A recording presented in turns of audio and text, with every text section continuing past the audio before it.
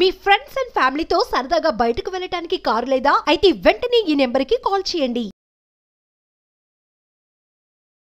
నమస్తే, welcome to Suman TV. నేను మీ విష్ణు. ప్రస్తుతం నాతో పాటు Andhra Pradesh Telangana regional rural bank employees association president Brungi Ravikanth గారు ఉన్నారు. వారితో మాట్లాడి గ్రామీణ బ్యాంకుల విభజన ప్రక్రియకు సంబంధించిన పూర్తి సమాచారాన్ని వారి మాటల్లోనే తెలుసుకుందాం. సార్ రవికాంత్ గారు నమస్తే. సార్ విష్ణు గారు నమస్కారం అండి. సార్ రవికాంత్ గారు, ఈ గ్రామీణ బ్యాంకుల విభజన ప్రక్రియకు సంబంధించిన ఏర్పాట్లు చాలా శరవేగంగా సాగుతున్నాయి. వరంగల్ కేంద్రంగా 2 తెలుగు రాష్ట్రాల్లో కార్యకలాపాలు నిర్వహిస్తున్న ఆంధ్రప్రదేశ్ గ్రామీణ వికాస్ బ్యాంకుకు ఇక నుంచి తెలంగాణతో సంబంధాలు కూడా తెగిపోనున్నాయి. సో ఎందుకంటారు గ్రామీణ బ్యాంకులకు సంబంధించిన విభజన విలీన ప్రక్రియలను అసలు మొదలు పెట్టారు? ఈ విభజన ప్రక్రియ సమాచారంలోకి వెళ్లే కంటే ముందు గ్రామీణ బ్యాంకుల వ్యవస్థ గురించి కూడా ఒక 2 నిమిషాలు మనం చర్చించుకుంటే వీక్షకులకు కూడా గ్రామీణ బ్యాంకుల వ్యవస్థ పైన ఒక అవగాహన ఏర్పడే అవకాశం ఉంటుందండి. భారతదేశంలో 2 అక్టోబర్ 1975 నాడు ఈ గ్రామీణ బ్యాంకులు ప్రారంభమైనాయండి. అంచెలంచెలుగా ఈ గ్రామీణ బ్యాంకులు దేశవ్యాప్తంగా ప్రారంభించబడి ఒక స్టేజ్లో 196 గ్రామీణ బ్యాంకులుగా ఏర్పడ్డాయి. తర్వాత భారత ప్రభుత్వము మా association all India regional rural bank employees association చేసినటువంటి విజ్ఞప్తి మేరకు 196 గ్రామీణ బ్యాంకులను 4 ఫేజెస్ కింద అమాల్గమేషన్ చేసుకుంటూ వచ్చి ఈరోజు దేశవ్యాప్తంగా 43 గ్రామీణ బ్యాంకులు పనిచేస్తూ ఉన్నాయి. ఈ 43 గ్రామీణ బ్యాంకులలో దాదాపుగా 1,00,000 మంది ఉద్యోగులు పనిచేస్తూ ఉన్నారు. 22,000 పైచిలుకు శాఖలు ఉన్నాయి. 11.5 లక్షల కోట్ల వ్యాపారం చేస్తూ ఉన్నాయి ఈ బ్యాంకులు. ఈ బ్యాంకులలో నికర నిల్వలు అంటే లాభం ద్వారా వచ్చినటువంటి నికర నిల్వలు దేశవ్యాప్తంగా 50,000 కోట్ల నికర రిజర్వ్స్ ఉన్నాయి. అట్లాగే ఈ గ్రామీణ బ్యాంకులు వివిధ పేర్లతో ఉన్నప్పటికీ కూడా దేశవ్యాప్తంగా భారత ప్రభుత్వ లెక్కల ప్రకారంగా 37 కోట్ల మంది ఖాతాదారులకు ఈ దేశవ్యాప్తంగా గ్రామీణ బ్యాంకులు సేవలు అందిస్తున్నాయి. చాలా అద్భుతమైనటువంటి సేవలు. చిన్న సన్నకారు రైతాంగానికి, చేతుల వృత్తుల వారికి అన్ని రకాలైనటువంటి సేవలను ఈ గ్రామీణ బ్యాంకులు అందిస్తూ ఉన్నాయి. ఈ గ్రామీణ బ్యాంకుల వ్యవస్థ పైన కేంద్ర ప్రభుత్వం ఇంతవరకు 6 కమిటీలు వేయడం జరిగింది. ఈ 6 కమిటీలు కూడా దేశవ్యాప్తంగా గ్రామీణ బ్యాంకుల పనిచేస్తున్న పనితీరును చాలా శ్లాఘించడం జరిగింది విష్ణు గారు. సో ఇప్పుడు ఏంటి అసలు ఈ విభజన ప్రక్రియ అనేది ఎలా చేస్తున్నారు ఇప్పుడు? అయితే ఇప్పుడు ఇంతవరకు 3 ఫేజెస్ కింద 196 గ్రామీణ బ్యాంకులు 43 గ్రామీణ బ్యాంకులుగా రూపాంతరం చెందినాయి. కేంద్ర ప్రభుత్వము ఈ మధ్యనే ఒక రాష్ట్రానికి ఒక గ్రామీణ బ్యాంకు ఉండాలనే ఒక పథకాన్ని తీసుకురావడంతో ఇప్పుడు దేశవ్యాప్తంగా 43 గ్రామీణ బ్యాంకులు 28 గ్రామీణ బ్యాంకులుగా మారబోతున్నాయి. దీంట్లో భాగంగానే మన ఆంధ్రప్రదేశ్ గ్రామీణ వికాస్ బ్యాంకు ఉమ్మడి ఆంధ్రప్రదేశ్లో ఉన్నప్పుడు 5 బ్యాంకుల విలీనం ద్వారా ఏర్పాటైన ఈ బ్యాంకు 2 రాష్ట్రాల్లో పనిచేస్తూ ఉంది. గ్రామీణ బ్యాంకు చట్టం లోపట 2 రాష్ట్రాల్లో ఒక గ్రామీణ బ్యాంకు పనిచేసే అవకాశం లేదు. కాబట్టి ఇప్పుడు ఈ ఒక రాష్ట్రం ఒక గ్రామీణ బ్యాంకు ఏర్పాటయ్యే క్రమం లోపట ఆంధ్రప్రదేశ్ గ్రామీణ వికాస్ బ్యాంకు తెలంగాణలో ఉన్నటువంటి శాఖలను, తెలంగాణ గ్రామీణ బ్యాంకులో ఉన్నటువంటి తెలంగాణ శాఖలను కలిపి ఒక నూతన బ్యాంకుగా ఏర్పాటు చేయడానికి కేంద్ర ప్రభుత్వం సన్నద్ధమైంది. దాంట్లో భాగంగానే ఈ ఆంధ్రప్రదేశ్ గ్రామీణ వికాస్ బ్యాంక్ విభజన ప్రక్రియ జరుగుతుంది. దాని తర్వాత తెలంగాణ గ్రామీణ బ్యాంకు, తెలంగాణ ప్రాంతంలో ఉన్నటువంటి ఆంధ్రప్రదేశ్ గ్రామీణ వికాస్ బ్యాంకు 2 కలిపి ఒక నూతన బ్యాంకుగా ఏర్పడబోతున్నాయి 1 జనవరి 2025 నుండి.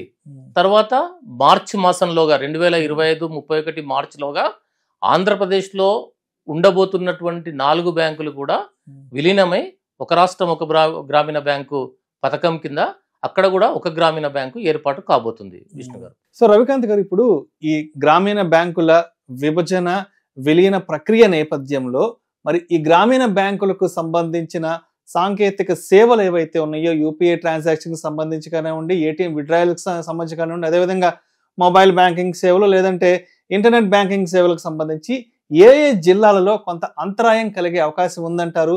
ఎప్పటి వరకు ఈ సేవలు ఆగిపోయే అవకాశం ఉందంటారు ఈ విభజన విలీన ప్రక్రియ నేపథ్యంలో? మంచి ప్రశ్న అండి. ఈ విభజన మరియు విలీన ప్రక్రియలో భాగంగా తెలంగాణ ప్రాంతంలో ఉన్నటువంటి పాత 10 జిల్లాలు అంటే ఎంటైర్ తెలంగాణ లోపల ఆంధ్రప్రదేశ్లో విజయనగరం, విశాఖపట్నం, శ్రీకాకుళంలో పనిచేస్తున్నటువంటి ఏపీ గ్రామీణ వికాస్ బ్యాంకుకు సంబంధించిన 3 జిల్లాల లోపల మీరు అన్ని సేవలు కూడా 28, 29, 30, 31 డిసెంబర్ ఈ సంవత్సరం 28, 29, 30, 31 ఈ 4 రోజులు ఈ సేవలన్నీ నిలిచిపోని ఉన్నాయండి. 1 జనవరి 2025 నుంచి పూర్తి స్థాయి లోపల ఈ సేవలన్నీ కూడా అందుబాటులోకి రానున్నాయి. సో అయితే ఇప్పుడు ఈ ఇన్ఫర్మేషన్ అందరికీ తెలియదు కాబట్టి మరి ఆ బ్యాంకులకు సంబంధించిన ఖాతాదారులకు మీరు ఏం చెప్పాలనుకుంటున్నారు? వాస్తవంగా బ్యాంకు తమ ఖాతాదారులందరికీ కూడా వాట్సాప్ మెసేజెస్ ద్వారా, SMS ద్వారా ఈ విభజన ప్రక్రియ గురించి తెలియజేస్తూ ఈ సేవలు నిలిచిపోతున్నట్టుగా బ్యాంకు విస్తృతంగా ప్రసార మాధ్యమాల ద్వారా ప్రజలందరికీ, కస్టమర్లకు అందరికి కూడా చేరవేయడం జరిగింది. ఇప్పటికే ఇంకా రాబోయే ఇంకొకటి 2 రోజుల్లో కూడా ఈ ప్రక్రియ కొనసాగుతుంది. ఖాతాదారులు ఎవరు ఆందోళన పడాల్సిన అవసరం లేదు.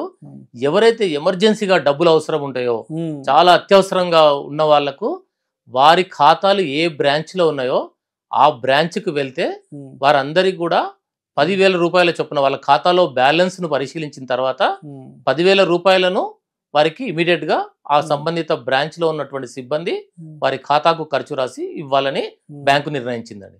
అయితే ఇప్పుడు ఈ సేవలకు సంబంధించిన అంతరాయంపై ఎవరికైనా అర్థం కాకపోయినా ఆ దగ్గరలో ఉన్న వాళ్ళకి ఎక్కడైతే ఖాతా ఉందో ఆ బ్యాంక్ వెళ్ళి అడిగితే దానికి సంబంధించిన పూర్తి సమాచారం కూడా ఇస్తారు బ్యాంక్ వాళ్ళు. ఎవరైనా ఖాతాదారులు తమకి ఎలాంటి సందేహం ఉన్నా కూడా తమకు సంబంధించిన బ్రాంచ్ శాఖకు, ఏ శాఖలో వాళ్ళ ఖాతా ఉంటే ఆ శాఖకు వెళ్తే పూర్తి స్థాయి సమాచారాన్ని మా సిబ్బంది వారికి అందజేస్తారు. వారికి అర్థమయ్యే రూపకంగా కూడా తెలియజేస్తారు. ఈ ప్రక్రియ వల్ల బ్యాంకింగ్ సేవలు ఇంకా విస్తృతమవుతాయి. 1/1/2025 నుంచి ఇంతవరకు సపోజ్ ఆంధ్రప్రదేశ్ గ్రామీణ వికాస్ బ్యాంకు వాళ్ళు ఉంటే మన ఆదిలాబాదు, నిజామాబాదు, కరీంనగర్, హైదరాబాదు, రంగారెడ్డి ఈ జిల్లాల లోపల ట్రాన్సాక్షన్స్ చేయలేకపోతుంటివి. అదే తెలంగాణ మొత్తం ఒక బ్యాంకుగా మారి ఆంధ్రప్రదేశ్ మొత్తం ఒక బ్యాంకుగా మారినప్పుడు పూర్తి స్థాయి రాష్ట్ర స్థాయిలో ఏ మూల నుంచి ఏ మూలకైనా ఈ ట్రాన్సాక్షన్స్ చేసుకునే అవకాశం ఏర్పడుతుంది. కాబట్టి ఇది ఒక మంచి కార్యక్రమం కొరకు జరుగుతున్న ప్రక్రియ కాబట్టి ఖాతాదారులు కూడా మా అందరికి సహకరించాలని చెప్పి మీ ద్వారా విజ్ఞప్తి చేస్తా ఉన్నామండి. సో అదేవిధంగా ఇప్పుడు ఈ ఉద్యోగులకు సంబంధించిన పంపకాలు అసలు ఎలా ప్లాన్ చేశారు? ఈ ఉద్యోగులకు సంబంధించి ఇప్పుడు పూర్తిగా ఇప్పుడు తెలంగాణకి సంబంధించి ఎంతమందిని ఇక్కడ సెపరేట్ చేయబోతున్నారు, ఏపీకి సంబంధించి ఎంతమంది సెపరేట్ చేసి పంపించబోతున్నారు? వాస్తవంగా ఆంధ్రప్రదేశ్ గ్రామీణ వికాస్ బ్యాంకు 493 శాఖలు తెలంగాణ ప్రాంతంలో పనిచేస్తా ఉన్నాయి. బ్యాంకు భారత ప్రభుత్వ ఆదేశాల ప్రకారంగా ఆంధ్రప్రదేశ్ గ్రామీణ వికాస్ బ్యాంకు తెలంగాణ ప్రాంతంలో పనిచేస్తున్న వాళ్ళ కొరకు, ఆంధ్రప్రదేశ్లో పనిచేస్తున్న వాళ్ళ కొరకు ఆప్షన్స్ అడగడం జరిగింది. దాని ప్రకారంగా 561 మంది సిబ్బంది తెలంగాణ ప్రాంతంలో పనిచేస్తున్న వాళ్ళు ఆంధ్రప్రదేశ్ వెళ్ళడానికి తమ ఆప్షన్ ఎక్సర్సైజ్ చేసుకోవడం జరిగింది. Thank you sir. Thank you so much Bhrungi Ravikanth గారు. థ్యాంక్ యూ అండి విష్ణు గారు. Thank you. గ్రామీణ బ్యాంకుల విభజన విలీన ప్రక్రియకు సంబంధించిన పూర్తి సమాచారాన్ని మా సుమన్ టీవీ ప్రేక్షకులకు మీరు అందించారు. Thank you so much. Thank you అండి.